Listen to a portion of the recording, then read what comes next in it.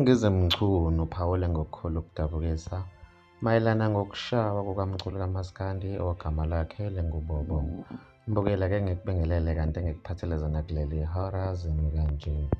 UNgizwe uzwakalisa amazwi adabukisayo mayelana nokugandwa ngamatshe ngumculi kaMaskandi uBobo. Kanti umbukeli uzokhumbula ukuba lo mculi kaMaskandi usanda ukuboshwa ngemuva kokuzama ukuthumba ingane yomunye weziqashi zakhe ebesingafuni ukumkhokhela imali yakhe.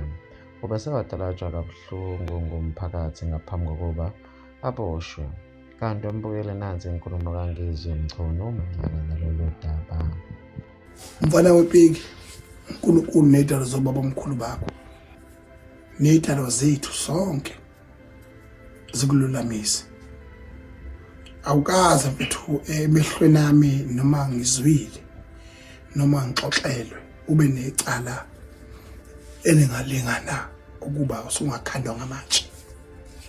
Njengalezi zinto esiyibona eBhayibhelini ukuthi ushawa umphakathi ngalolu hlobo. Hey, umphakathi uyashaya nomphakathi hey.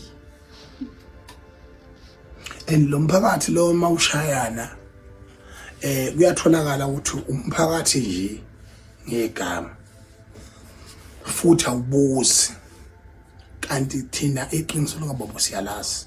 Buhlungu lento, buhlungu kakhulu, and unembezo ubalekile mawumuntu.